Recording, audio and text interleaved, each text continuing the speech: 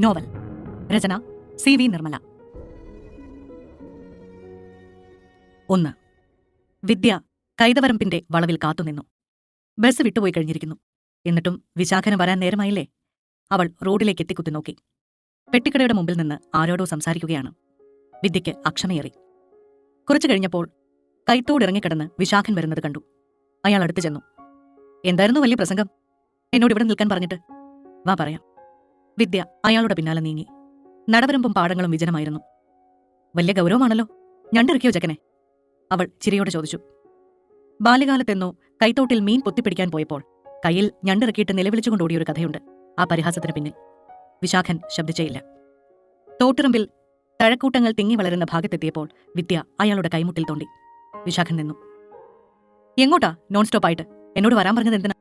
വിശാഖൻ അവളുടെ കണ്ണുകളിലേക്ക് നോക്കി. നിനക്കെന്നോട് എന്തുമാത്രം സ്നേഹമുണ്ടെന്നറിയാൻ. എന്തുമാത്രമുണ്ട്?